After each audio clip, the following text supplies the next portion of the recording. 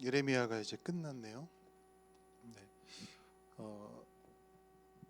너무 좀 무거운 내용이라서 지금 다들 좀 가라앉으셨죠? 네. 어, 우리 옆에 분하고 그렇게 인사 한번 해볼까요? 예. 당신을 보니 참 행복합니다. 인사하시겠습니다. 그리고 한 번 더 인사할게요. 국내 선교 잘 다녀오셨죠? 물어보라고 대답하지 말고. 네. 우리 원주 모나미 팬, 우리 네, 오늘 제 국선 이후 첫 모임이고 또 방학을 앞둔 마지막이라기보다 방학 전 주일 목자 모임입니다.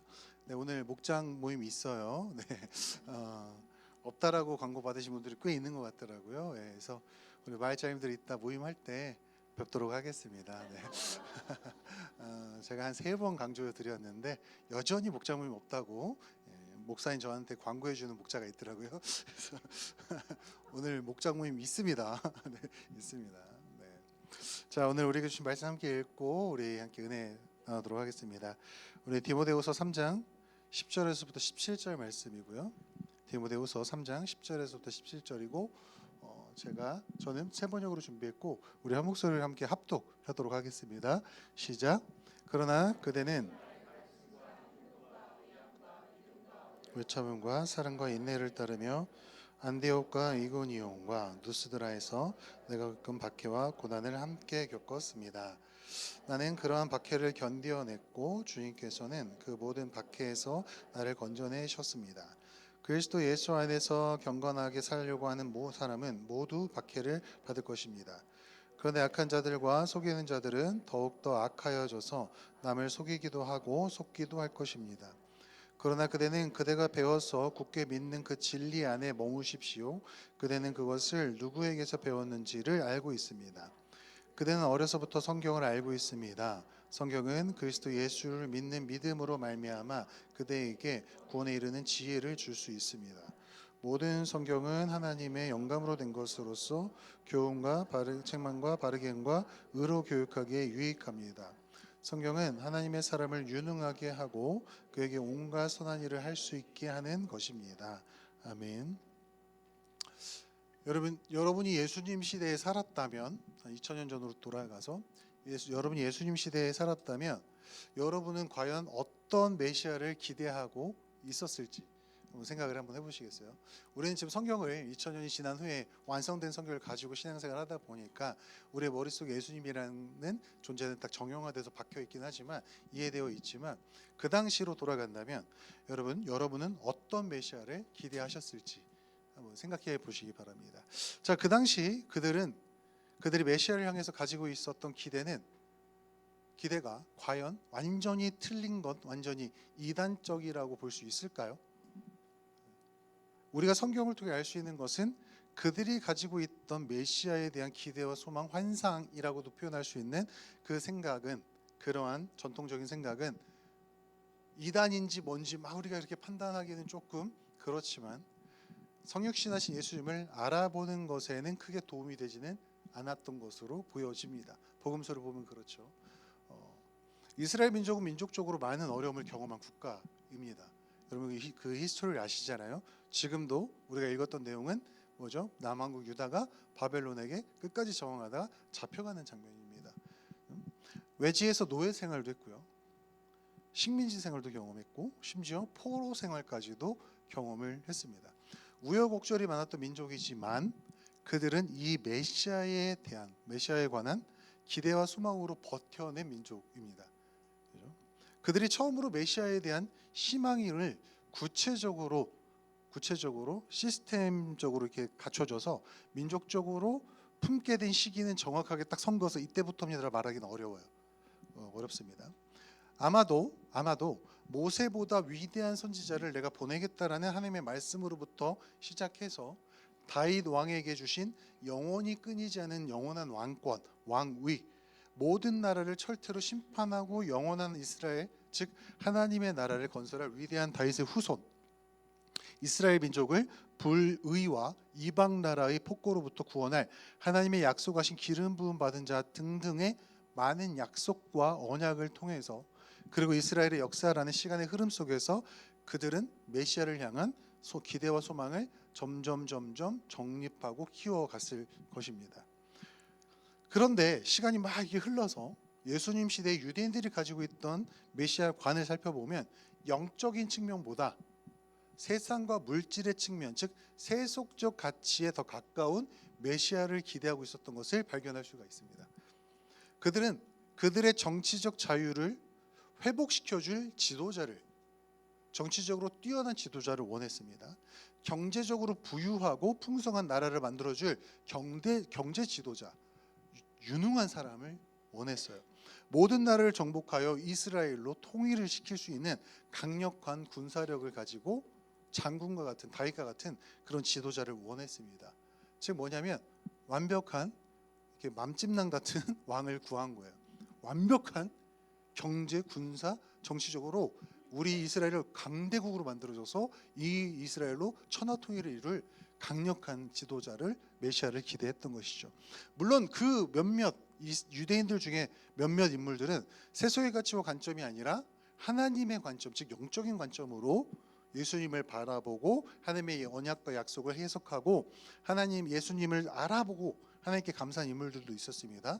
성전에서 아기 예수님을 만났던 안나와 시므온 선지자들이 그러한 인물들이죠. 그들은 기다렸다 예수님 만나고 구원자다라고 고백하고 그들은 생을 마감을 했죠.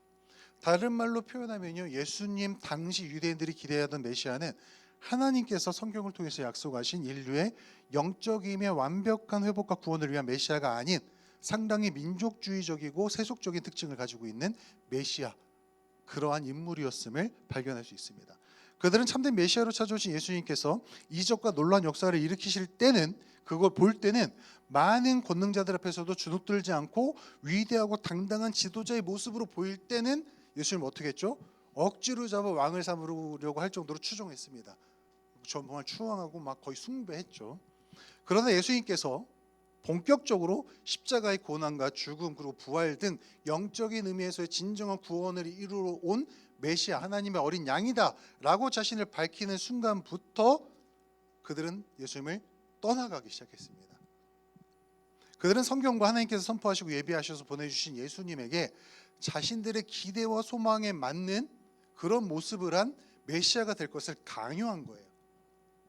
하나님의 약속과 하나님의 진짜 영적인 의미는 모르겠고 우리의 민족적으로, 우리의 상황적으로, 세상의 지금 환경적으로 필요한 인물, 필요한 메시아가 이런 인물이니 이런 사람이 되던가 아니면 떠나던가 아니면 우리는 따르지 않겠다라고 그들은 마음속에 결정한 것이죠. 예수님께서 그 기대를 충족시켜주지 못하자 가장 대표적인 인물이 누구죠? 가롯인 유다죠. 그는 이러한 예수님을 이러한 환상을 가지고 따라다니다가 3년을 꼬박 따라다니다가 배신감을 느끼고 이런 인물이 아니구나, 이런 지도자가 아니구나 하고 팔아 넘긴 것입니다. 그의 성향까지도 사단이, 그리고 그 외에는 섭리 하나님께서 사용하신 거지만 비극적인 일이 벌어졌죠. 예수님께서 그러한 기대를 충족시키지 못한다라고 유대인들이 판단하자마자 그들은 이 종려나무를 들던 손에 돌멩이를 들고 예수님 앞에 옷가지를 깔던 그 손에 막대기를 들고 예수님을 조롱하고 침뱉고 때리기 시작했죠. 심지어 그들은 예수님을 십자가에 못 박아 죽이기까지 했습니다. 당시 이런 왜곡되고 변질된 하나님을 향한 기대와 소망, 통합적으로 믿음을 성육신하셔서 이 땅에 오신 성자 예수님이신, 하나님이신 예수님께서 그분의 생애와 가르침, 구약의 참된 해석과 성취를 통하여, 그리고 궁극적인 십자가 죽음과 부활을 통하여 예수님께서는 그 왜곡된 믿음을 완벽히 개혁시키신 거예요. 그죠? 어떻게 보면 최초의 종교 개혁을 예수님께서 이루신 것입니다. 그 당시에 유대교라는 종교는 되게 강력했고 예수님이 항상 맞서 싸웠던 것이 그 전통이었거든요. 그 당시에 그들의 지배했던 종교라는 전통이었어요. 그러니 어찌 보면 우리가 알고 있는 종교개혁은 2차 종교개혁이고 예수님께서 첫 번째로 모든 인류를 향한 종교개혁을 하셨다라고도 볼 수 있는 것이죠. 당시 주류를 이루었던 구원에 대한 이해, 즉 율법이 다 이루어지고 모든 사람들이 율법을 성취했을 때 하나님 나라가 온다라는 그 율법주의적인 생각을 뒤집어 엎으시고 진짜 건강한 하나님 나라와 그것에 관한 이해, 그리고 하나님과 참된 메시아에 관한 이해를 모조리 다 계획하셔서 바른 길로 우리를 제시하셨고 우리를 인도하셨죠. 예수님께서는 1차 종교 개혁을 하셨습니다. 그렇게 우리는 하나님께서 준비하시고 예비하신 참된 구원자 예수 그리스도를 알게 되었고 그분에 관한 예언과 성취를 담은 말씀, 즉 성경도 우리 손에 얻게 되었습니다. 너무 감사하죠? 너무 감사하죠? 예수님의 십자가 사역과 그 말씀, 가르침이 담긴 성경 말씀 위에서 우리는 참된 믿음의 대상을 알게 되었고 믿을 수 있는 축복을 얻게 된 것입니다. 성경 아니었으면 우리도 유대인들과 별반 다르지 않는 반응을 보였을 수도 있어요. 그러다가 그것이 또 한편 변질이 되어서 참된 성경의 가르침이 아닌 교황이라는 교회라는 인간의 전통과 사람 중심의 생각으로 오염되었습니다. 즉 천주교라는 정말 건강한 것을 시작해서 변질된 믿음의 종류에서 이 사람의 생각으로 또한 성경의 이 믿음과 참된 메시지가 오염되기 시작한 거죠. 그리고 그 시기에 하나님께서는 다시 한번 순수한 이 말씀 중심의 하나님 중심의 믿음과 신앙생활을 회복시키시기 위해서 한 사람을 선택하셨고 여러 사람을 선택하셔서 제2의 우리가 아는 역사 속의 제1의 종교개혁 마틴 루터라는 사람을 통해서 또 다시 한번 종교개혁을 일으켜 주셨죠. 성직자들만이 독식했던 라틴어로 돼서 라틴어로만 설교하고 라틴어로만 성경을 읽어야 한다고 주장하면서 심지어 어떤 일이 있었냐면요. 그 당시에 신부를 하던 사람들조차도 라틴어를 모르고 외워서 설교하고 성경 읽는 사람들도 있을 정도였어요. 그만큼 독식돼서 타락하고 변질되어 있던 그 기독교를 하나님께서 준비하신 인물들을 통해 다시 한번 개혁하셔서 우리 손에 개개인의 손에 성경을 들려주시고 개개인이 하나님 말씀 안에서 진리의 말씀을 묵상하며 이 말씀대로 신앙생활을 할 수 있는 길을 다시 한번 또 열어주신 것이죠. 우리는 그것을 종교개혁이라는 업적 위에 성경을 통해 하나님과 인격적인 교제를 개인적으로 나눌 수 있는 축복과 은혜를 얻게 되었습니다. 역사 속에서는요, 하나님께서는 자신을 계시하시면서 인류와 인격적인 관계를 맺어 오셨습니다. 그리고 그것을 막고 가로막는 모든 것들은 이러한 어떻게 보면 충격적인 개혁들을 통해서 하나님께서는 계속해서 우리 곁에 머물고 다가오시기 위한 노력을 멈추지 않으셨죠. 그 중심에는요, 하나님의 말씀, 선지자를 통해 선포하신 말씀과 기록된 말씀, 그리고 궁극적으로는 육신을 입고 이 땅에 오신 성자 하나님, 즉 예수님이라는 말씀이 그 중심에 딱 서 계세요. 우리의 신앙은 뭐의 중심이 되어야 하냐? 말씀이 선포하시고 말씀으로 육신돼서 이 땅에 오신 예수님이 전파하신 말씀과 그분의 행적을 기록한 성경이, 이 말씀이 중심이 되어야 한다는 것입니다. 아멘이신가요? 갑자기 기독교 역사 수업이 된 것 같죠? 네. 제가 이 얘기를 이렇게 장하기 왜이냐? 그런데 지금 우리 현대 사회를 보면 또 다른 제3의 종교 개혁이 필요한 것 아닌가라는 생각이 들기 때문입니다. 우리가 사는 세상과 사회의 세속의 관점은 예수님을 뉴 퍼스펙티브, 즉 새로운 관점으로 새롭게 해석하여 인간적으로 친숙하며 포용과 용납하시는 하나님만을 부각하고 있습니다. 아니, 저는 개인적으로 확신하고 있습니다. 그렇게 예수님을 변질시키고 있다라고 저는 확신하고 있습니다. 이 세상과 문화는요, 성경적 예수님, 성경이 선포하고 하나님의 말씀이 선포하시는 이 예수님, 그런 하나님이 아닌 인간이 기대하고 원하는, 사람들에게 환영받을 수 있고 모든 사람들에게 호감을 줄 수 있고 모든 사람들에게 인정받을 수 있는, 사랑받을 수 있는 마치 아이돌과 같은 예수님을 만들어내고 있습니다. 우리는 우리가 기대하고 원하며 바라고 선호하는 예수님이 아니라 성경이 선포하는 진짜 예수님이 필요합니다. 혹시 여러분 최근에 개봉한 킹 오브 킹스 보신 분 계신가요? 네, 저는 이 영화 진짜 개인적으로 안타깝고 아쉽게 생각하거든요. 보신 분들은 제가 욕하는 거 아니에요. 뭐라 하는 거 아닙니다. 이거 만든 배급사와 제작사가 몰몬입니다. 분명히 알고 보셔야 돼요. 엔젤 스튜디오는 몰몬에 속한 거예요. 창업자 3명이 다 몰몬이 세운 학교 출신이고 이들은 독실한 몰몬 신자들입니다. 몰몬의 교리 중에 뭐가 있냐면 몰몬은 신은 원래 인간이었다고 주장합니다. 인간이 신격화돼서 신이 될 수 있다고 믿고요. 그것을 그 영에서 어떻게 표현했냐? 예수님께서 침례받으실 때 비둘기가 예수님 안에서부터 튀어나오죠. 그들의 교리 중에 하나예요. 인간이 신격화돼서 인간이 신성화를 받을 수 있다라고 믿습니다. 그래서 그들의 교리에는 뭐가 있을까요? 예수는 인간이었지만 하나님께 인정받아 신격화된 존재다라는 교리가 있어요. 물문에. 그걸 거기에 담고 있습니다. 그리고 마태복음 10장 45절의 말씀조차를 왜곡시켰죠. 인자가 온 것은 자신을 대속제물로 내주어서 인류를 구원하기 위해서 오셨다는 말씀을 인자가 온 것은 인류의 유익을 위해 왔다라는 베네핏으로 완전히 왜곡시켜 버렸어요. 전 이 두 가지만 봐도 영화 안 볼 이유가 충분하다고 저는 생각합니다. 그리고 거기에는 예수님이 왕 중의 왕, 인간의 왕, 하나님의 아들이라는 뜻은 나오지만 하나님 자체다라는 말은 한마디도 나오지 않아요. 그리고 여러분 아시겠지만 그 영화는 찰스 디킨스의 원작 소설을 원작으로 합니다. 찰스 디킨스는 예수님을 한 번도 신이라고 인정한 적이 없는 사람이에요. 찰스 디킨스는 예수님을 성자 중에 한 명으로만 봤습니다. 여러분 이거 분명히 알고 보셔야 돼요. 지금 기독교가 왜 이러는지 모르겠어요. 한국 교회가 이걸 왜 홍보해 주는지 모르겠습니다. 네, 이 감독이 CBS 새롭게 하우스에 나와서 30분 동안 했던 영화 이 얘기는 영화의 흥행에 관련된 얘기였고 어떻게 성공했는지에 대한 얘기였어요. 이 사람이 얘기했던 게 이거예요. 전 세계적으로 통할 컨텐츠를 찾다 보니 예수를 발견하게 됐다였어요. 그는 전도의 목적이 아니라 상업의 목적으로 만든 영화입니다. 이것은 절대 전도 목적 영화가 아니에요.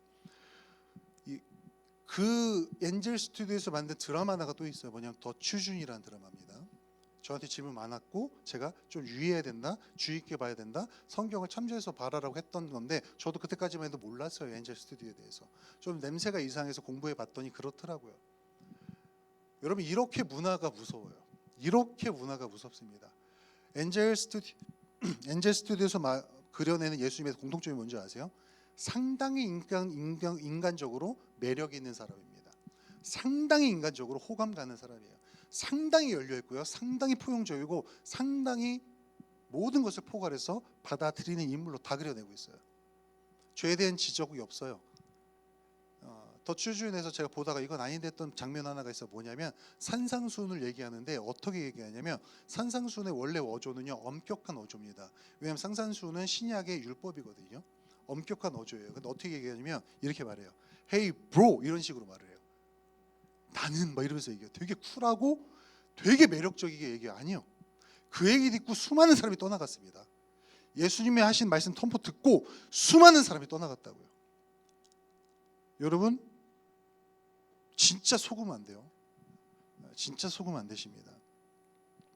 이 영화는 또 많은 문화에서 그려낸 예수님은요 성경의 예수님이 아니라 유대인이 기대했던 것처럼 유대인이 그려냈던 것처럼 유대교가 그려냈던 것처럼 천주교의 그 교황과 그 실권을 잡고 있던 주교들이 그려냈던 것처럼 사람들 중심으로 자신들의 유익을 위해 만들어낸 예수입니다. 성경의 예수님이 아니라고요. 예수님 알고 싶으시면 성경으로 돌아가시면 돼요. 근데 이쯤 되면 이런 생각하실 수 있어요. 성경이 말하는 대로 살려면 그럼 목사님 되게 힘들겠네요. 영화도 뭐 그렇고 문화도 그렇고 저도 근데 모든 문화를 즐겨요. 다시 뭘 가지고 즐길까요? 정확한 기준을 가지고 즐깁니다. 예수님과 하나님에 대해서는 성경을 통해서만 건강하게 알 수 있다라는 정확한 기준을 갖고 봐요. 저도 이집트의 왕자 좋아합니다. 저는 머라이어 캐리의 히트니 휴스턴도 좋아하기 때문에 그 OST도 너무 좋아했어요. 근데 제가 그걸 가지고 성경을 대체해서 그렇게 믿었을까요? 아니요. 그냥 문화로만 즐겼어요. 저한테 영적으로 전혀 일도 영향이 없습니다. 그러나 영향을 주기 때문에 제가 이런 말을 하고 있는 거예요. 자, 우리는 세상과 내가 원하는 신앙생활을 하는 것이 아니라 성경이 우리에게 도전하고 우리에게 원하는 신앙생활을 해야 할 줄 믿습니다. 그래서 신앙생활 어려운 게 맞아요. 현대사회에서는 더 어려워지는 게 맞습니다. 그러나 동시에 저는 주장해요. 그러나 정말 즐겁고 유쾌할 수도 있다.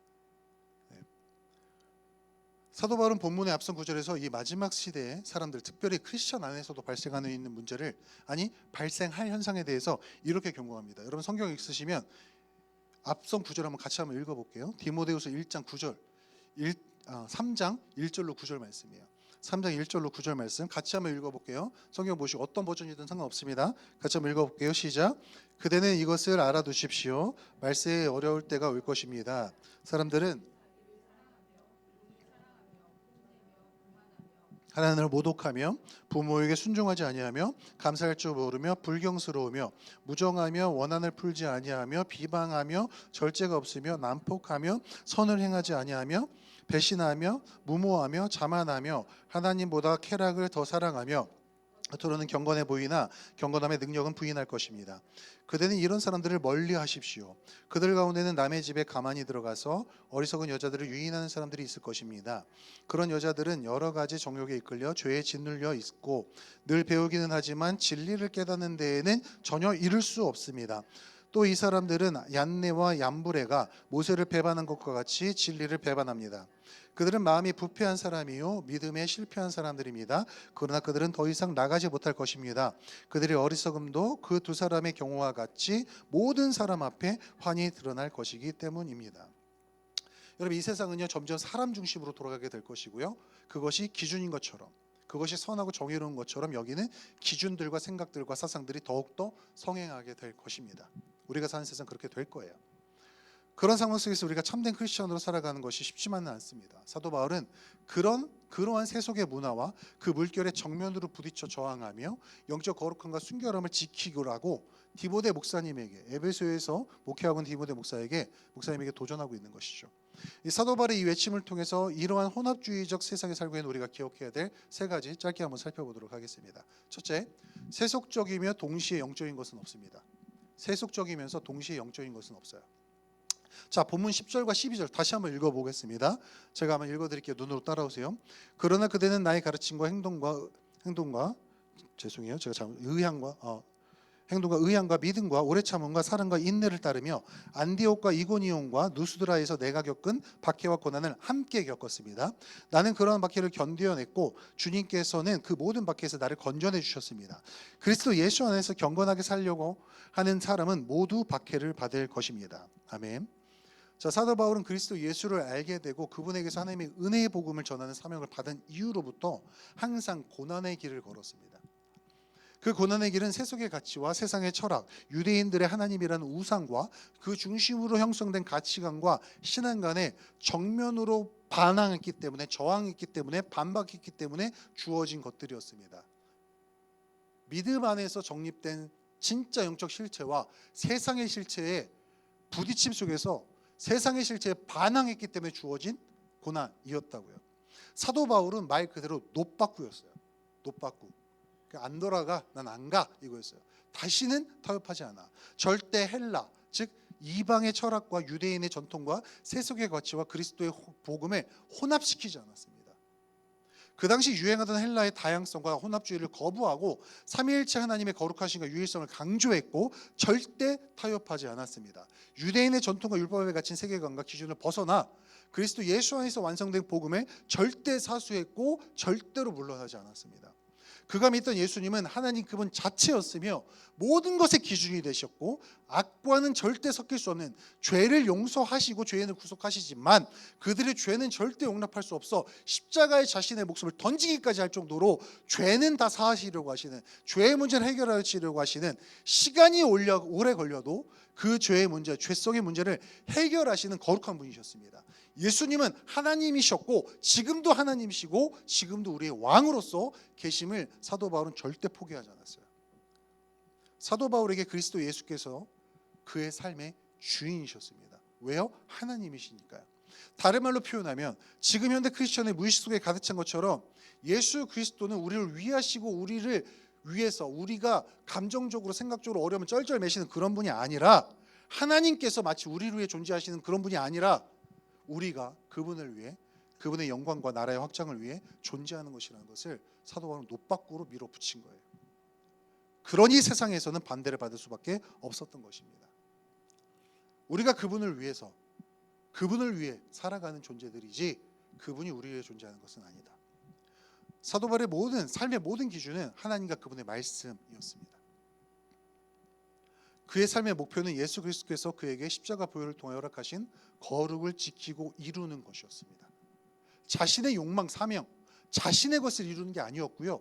하나님이 주신 것 이루는 게 그의 목적이었어요. 이 세상은 지나가는 나그네의 길이었고 돌이켜보면 아무것도 아니라는 거죠. 물론 필요하죠. 우리에게 집도 필요하고 차도 필요하고 옷도 필요하고 다 필요합니다. 그런데 필요한 거지 거기에 집착해서는 안 된다는 거예요. 그리고 주님 말씀하시잖아요. 공중에 나는 새도 돌보시는 하나님께서 너의 필요한 거 다 아신다고 약속하시잖아요. 절대 집착하고 손으로 쥐고 있는 것이 아니라고 사도 바울은 계속해서 말씀하는 거죠. 주님께서 하나님께서 그의 통해 말씀하신 것이죠. 유대인들은 그들이 거부한 예수, 자신들의 기대와 종교적 엘리트주의에서 벗어난 예수, 그들의 기준에서 탈락한 예수, 결국은 십자가에서 그들이 죽인 예수가 그리스도라는 그의 메시지를 계속해서 거부했습니다. 그럴 리가 없어. 그럴 리가 없어. 헬라인들에게 십자가는 무능력하게 죽은 신은, 십자가에서 무능력하게 죽은 그 신이라는 예수는 능력 있는 신이 아니라 미련하거나 무능한 신은 아니겠지라는 정도의 미련한 것이었습니다. 모두에게 거절받고 심지어 모욕과 핍박을 받아도, 이렇게 모욕과 핍박을 받아도 사도 바울은 성경이 선포하시는, 하나님께서 약속하셔서 예수님께서 이 땅에서 이루시고 부활 승천을 통해서 보여주신 그 예수님, 그분에 관련된 복음에 절대로 타협하지 않았습니다. 절대로 세상과 사람들의 구미에 맞추어서 편집하지도 않았습니다. 있는 그대로, 말씀 그대로, 하나님께서 계시하시고 명령하신 그대로 그는 선포했고 가르쳤고 살아냈습니다. 사랑하는 여러분, 그렇게 사는 길에는 핍박과 오해, 모함과 질타 등이 따라오게 된다는 것입니다. 사도 바울 시대에는 육체적이며 물리적인 핍박과 탄압, 고문과 죽음 등이 따라왔습니다. 그럼에도 사도 바울은 걸어갔죠. 그런데 현대사회에선 사탄이 그 전략을 바꿨습니다. 세속의 즐거움과 쾌락, 만족과 행복, 자기중심성, 자기가 세상의 기준인 것이 당연하며 나의 권리, 유익은 어떻게든 누려야 하며 내 인생의 주인은 나니 내가 행복하고 즐겁고 만족하는 길을 선택해서 살아가는 것은 당연한 나의 권리다라는 생각에 인권, 자유, 나라는 생각을 도구로 우리가 스스로 누가 하지 않아도 하나님과 그 말씀을 거부하고 멀리 떠나가게끔 전략을 바꾸어 버렸습니다. 그러니 이 시대 속에서 내가 원하는 하나님 예수님을 가르쳐달라고 계속해서 주장하는 거예요. 사도 바울은 예수님의 말씀과 복음으로 온전히 변화받은 사람은 세상 속에서 환영받는 것이 아니라 거절과 박해 고난을 받는다라고 얘기하고 있습니다. 디모데 목사님도 참된 복음을 통해서 세상 속에서 깨어나셨기에, 그 알을 깨고 나왔기에 그 고통과 박해를 함께 당했던 것입니다. 왜요? 올바른 계시와 믿음은 우리를 자기 중심성에서 꺼내어 하나님 중심성으로 옮기기 때문입니다. 자기 중심성 안에 있으면, 자기가 삶의 중심이면 고통과 고난은 악한 것이 됩니다. 부당한 것이 됩니다. 그러나 하나님이 중심이면 고통과 고난도 하나님의 손에 의해서 주어지는 어떠한 분명한 목적과 의미가 있다는 그러한 성숙한 마음의 자세를 가질 수 있습니다. 사랑하는 여러분, 여러분의 신앙생활 속에 수많은 갈등과 고통, 세상과 하나님 사이에서 수많은 고민과 갈등이 존재하고 그것으로 마음이 어렵다면 너무나도 정상입니다. 성경을 읽고 하나님의 말씀 속에서 불편함이나 영적 찔림, 숨이 막힐 것 같은 도전과 껄끄러움 등이 느껴진다면 정상입니다. 이 죄악으로 타락하여 세속화된 세상 속에서 거룩한 하나님을 믿고 따르는 것은 그 자체로 고통과 아픔, 박해가 될 수 있습니다. 그러나 우리는 알고 있습니다. 세상은 하나님께 속하지 않았으니 하나님을 반대하고 하나님께 속한 자들을 미워한다는 것을 우리는 알고 있고 예수님도 그렇게 말씀하셨습니다. 그리고 우리는 또 알고 있습니다. 이 세상 잠시 잠깐이면 끝난다는 것도 알고 있고 우리가 그토록 목매는 영혼은 하나님의 손에 있다는 것을 우리가 알고 있습니다. 믿음의 고난과 고통, 어려움은 기꺼이 받아내시고 승리하신 여러분 되시기를 주님의 이름으로 축복합니다. 영적이며 동시에 세속적일 수는 없습니다. 둘째, 세상은 점점 더 세속적인 곳이 될 것입니다. 자, 본문 13절은 조금 더 절망적인 이야기를 합니다. 같이 한번 읽어볼까요? 13절 시작.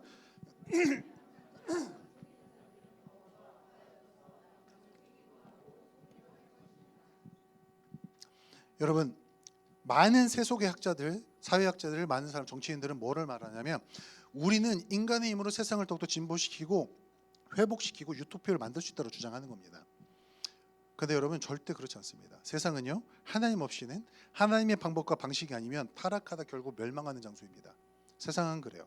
우리가 세상의 문화와 다양한 소셜미디어를 통해서 주입받는 것처럼 인간이 세상을 아름답게 결국은 더 풍성하게 만들어갈 수 없습니다. 하나님 없이는요. 하나님 없이는요.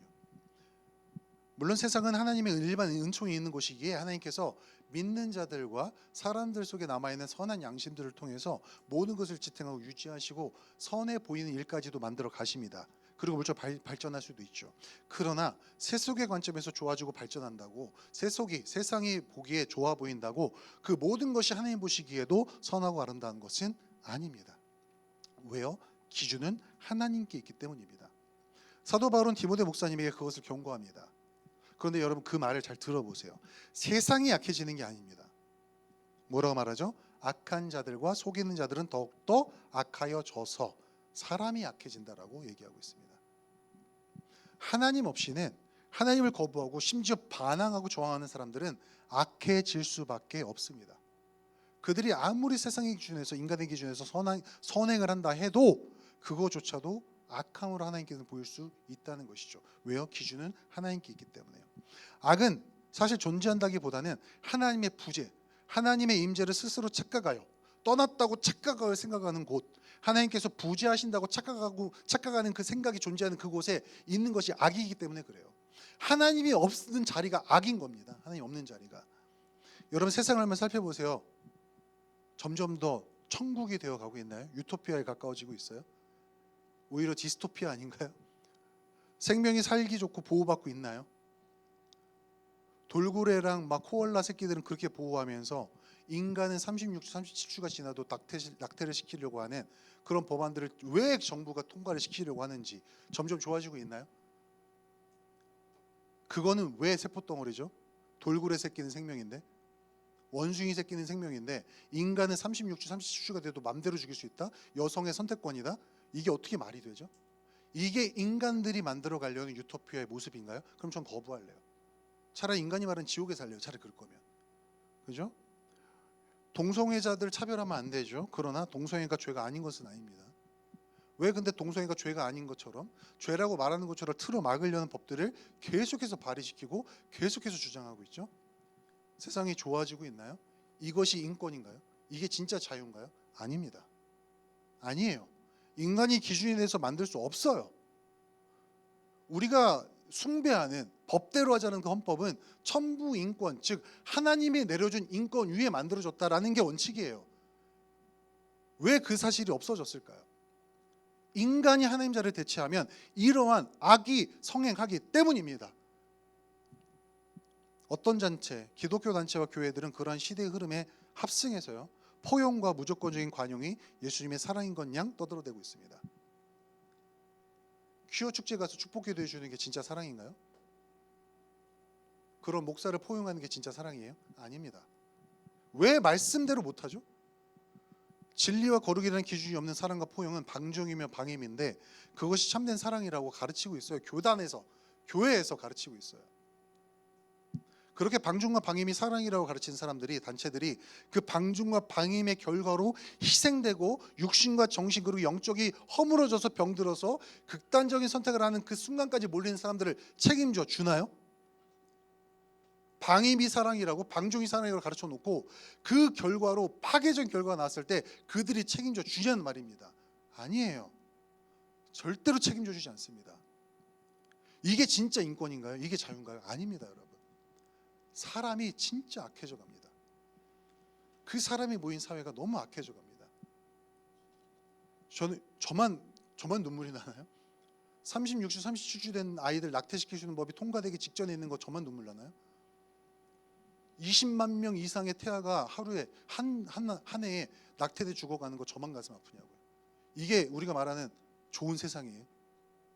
아닙니다. 아니에요. 진짜 아니에요. 하나님이 정하신 것 인간이 막을 수 없습니다. 그런데 인간은 그걸 자꾸 틀어 막으려 하고 변질시키려 하고 있습니다. 그리고 그것을 포용해 주는 예수님 만들어내라고 문화가 계속해서 교회를 압박하는 것이죠.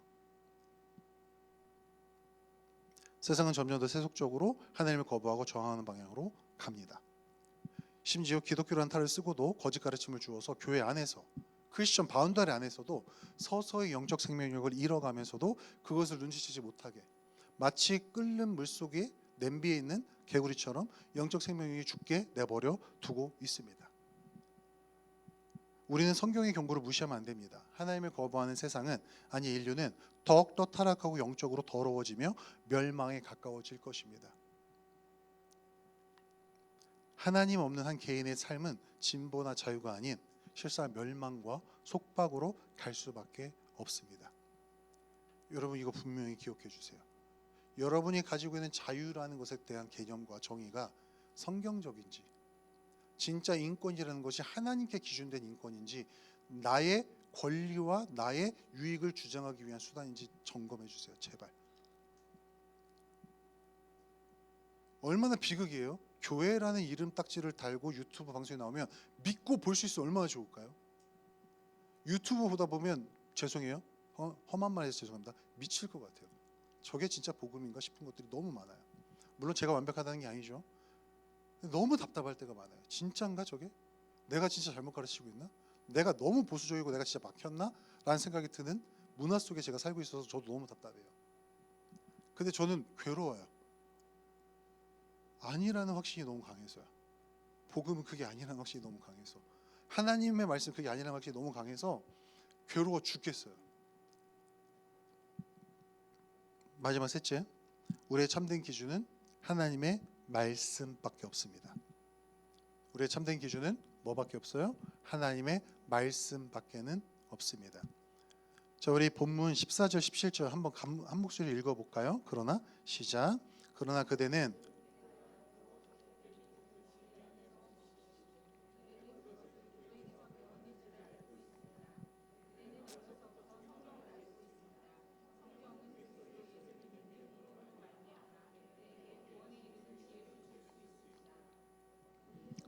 하나님의 영감으로 된 것으로서 교훈과 책망과 바르게 함과 의로 교육하기에 유익합니다. 성경은 하나님의 사람을 유능하게 하고 그에게 온갖 선한 일을 할 수 있게 하는 것입니다. 우리는 성경의 선포와 진리, 그 안에 계시되는 하나님, 예수님, 성령님에게로, 삼위일체 하나님께로 돌아가야 합니다. 성경으로 돌아가야 돼요. 성경으로. 다른 말로 표현하면요, 그 어떤 것보다 성경을 읽고 묵상하고 배우고 익히는 일에 힘써야 합니다. 여러분 이단들도요, 1년, 2년, 3년을 성경 배운다고, 그들의 교리 배운다고 미친 듯이 투자합니다. 그렇게 공부하는 사람하고 우리가 붙으니 우리가 이겨낼 수가 없는 거예요. 진짜를 믿는 우리인데도 당해낼 수가 없는 거예요. 거짓으로 무장한 그들을. 왜요? 우리는 안 배우니까요. 우리는 무장을 안 해요. 그냥 태권도 도장 좋은 데 다닌다고 내가 무장이 되나요? 열심히 가서 훈련해야죠. 그죠? 그럼 여러분, 유대인들도 마찬가지였어요. 그들은 성경 안에 생명이 있다고 배우면서 익히는 것에 목숨 걸었습니다. 그들은 성경 달달달달 외웠어요. 근데 그들이 예수님 알아봤나요? 못 알아봤습니다. 왜요? 참된 가르침 거부했고 자신들의 가르침 안에 갇혀 있었기 때문에 그래요. 사랑하는 여러분, 여러분은 말씀을 배우기 위해서, 말씀 안에 거하기 위해서 어떤 노력을 하고 계십니까? 어떤 노력을 하고 계세요? 말씀을 열심히 집중하여 읽고 묵상하는 것은 정말 중요합니다. 이건 정말 빼놓으면 안 되는 거예요. 그러나 그것과 동일하게 중요한 것이 있어요.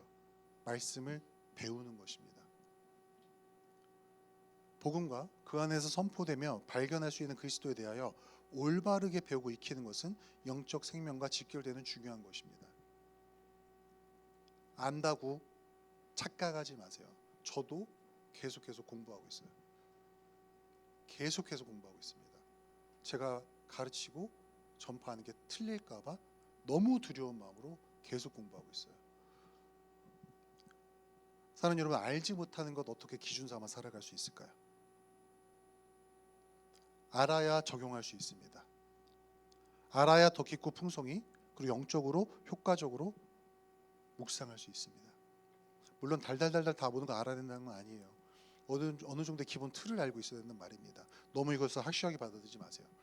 막 무슨 신학자들 공부하듯이 막 원어 다 알고 이거는 얘기하는 거 아니에요. 아닙니다. 정확한 흐름과 정확한 틀들은 알아야죠. 뼈대는 알아야 된다는 것입니다.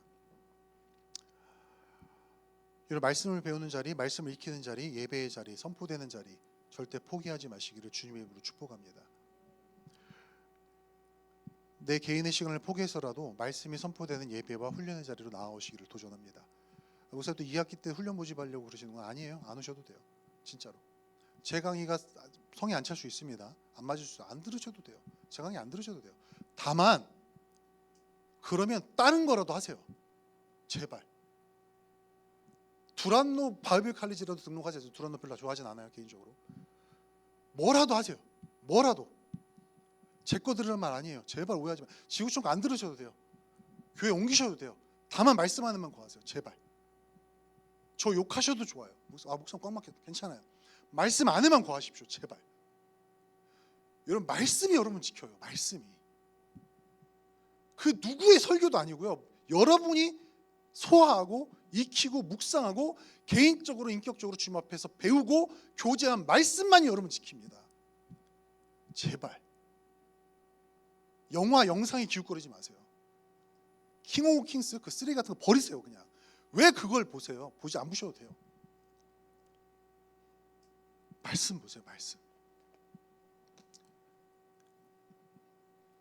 여러분, 왜 그러냐면 우리에게 무한히 기회가 있지 않아요. 제가 언제까지 설교할 수 있을까요? 돌아가다 교통사고 나서 죽거나 다치면 전 끝이에요. 전 그래서 오늘이 마지막인 것처럼 설교합니다. 항상. 여러분에게 줄 수 있는 거 다 주고 싶어서요.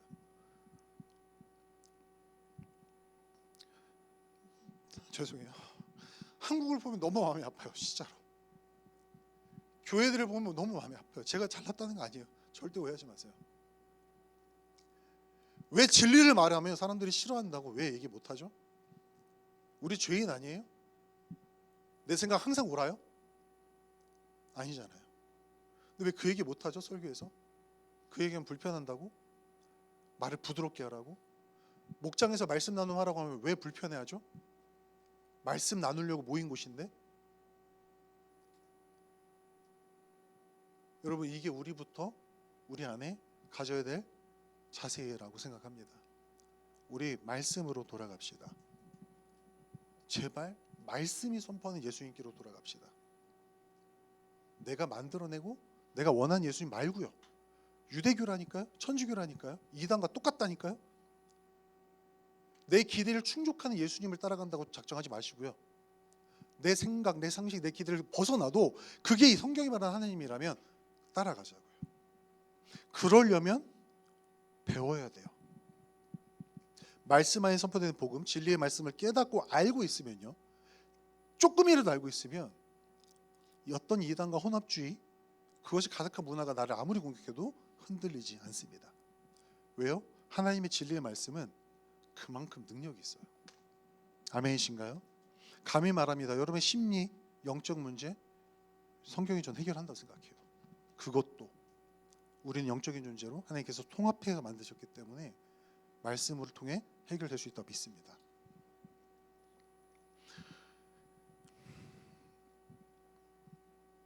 사도 바울이 디모데후서를 쓴 거는 자기 죽음에 1, 2년 앞두고 쓴 글이에요. 유언입니다. 그 마지막 유언 같은 성경에 기록한 게 이 구절이에요. 말씀 안에 거하십시오. 당신이 누구에게 말씀 배운지를 기억하십시오. 나에게 배웠고 나는 내가 정통성이 있다는 걸 내 삶을 통해 증명했습니다. 당신의 어머니와 외조모 그들도 당신이 삶으로 봤습니다. 그들이 전하는 복음이 진짜라는 거. 진짜 복음 말씀 안에 거하십시오라고 도전한 거예요. 여러분, 저도 여러분에게 말씀을 도전합니다. 말씀 안에 머무시기를 간절히 도전합니다. 여러분, 다음 학기에는 우리는 공동체적으로 말씀을 읽고 배우는 것에 집중할 거예요.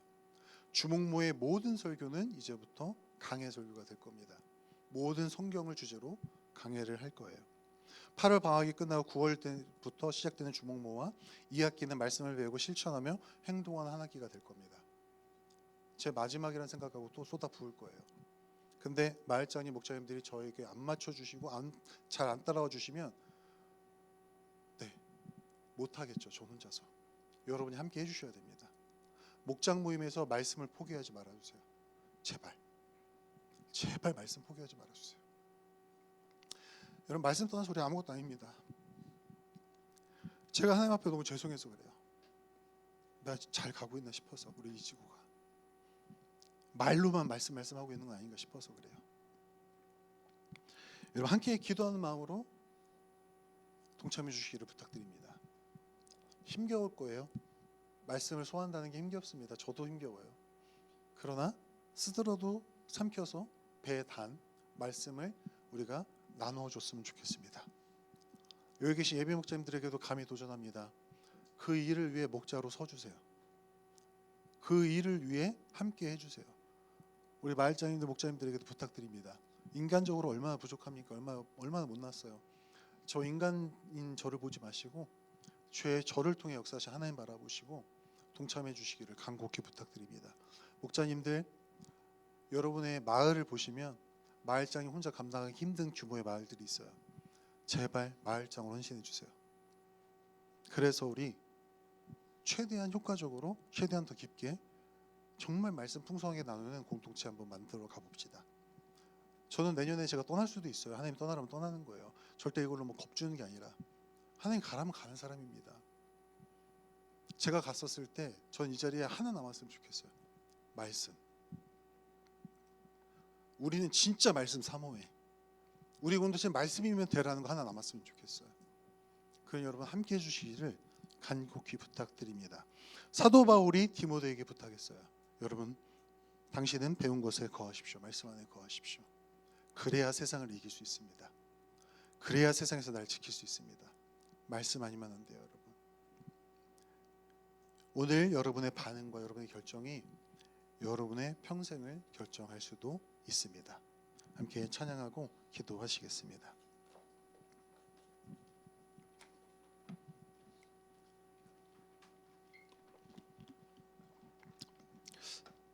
네, 제가 너무 감정적으로 죄송합니다. 그러나 이 지구 예배는 사실 저에게 가장 메인 예배거든요. 파임보다도 예배를 더 중요히 여기는 사람입니다. 그래서 더 이런 마음이 쏟아지는 것 같아요. 예수님의 12제자가 변화받고 그들이 진심으로 하나님의 말씀 안에 거하고 예수님의 말씀 안에 거했을 때 세상을 들썩거리게 변화시켰습니다. 여러분 주변 돌아보세요. 우리가 12명밖에 안 되나요? 12명보다는 훨씬 많아요. 우리가 말씀 안에서 확실하게 변화받고 우리가 하나님의 말씀 안에 확실히 거하면 우리 세상을 두 번 바꾸고도 남습니다. 하나님은 하나님의 거룩한 백성들을 통해서 이 땅에 하나님의 나라를 조금씩 확장해 가길 원하세요. 그리고 그날의 완성은 예수님이 오셔서 해주실 거예요. 그리고 그날 완성하시는 날 여러분이 그 일을 위해 쓰임 받으며 느꼈던 고난, 수치, 염려, 고통, 아픔 그 눈물 다 닦아 주실 겁니다. 아멘이시죠? 그거 믿고 가는 거예요. 그거 믿고 가는 거예요. 여러분 마음 답답한 거 알아요. 힘든 것도 알아요. 아 목사 어떻게 그런 것만 하고 살아? 알아요. 진짜 알아요. 저도 그래요. 목사지만 때려치고 싶어요. 진짜 저도. 근데 하나님이 그래요. 진짜 내 마음을 모르겠어라는 말씀 주실 때마다 입이 닫아져요. 어떻게 그래요 하나님? 내가 어떻게 하나님 시키신 일 안 해요? 우리 너무 경험한 사람 너무 많잖아요. 아멘. 경험한 은혜 너무 많잖아요. 하나님 너무너무 사랑하시잖아요. 그거 실천하자는 얘기입니다. 그 실천한 방법이 말씀 안에 거하는 거예요. 이 찬양 우리가 믿음이 없이 일어난 찬양을 주님 앞에 올려드리면서 우리 마음을 주님 앞에 점검하면서 주님 우리가 진짜 믿음의 자세로 나아가기 원합니다라는 고백으로 나아가기 원합니다.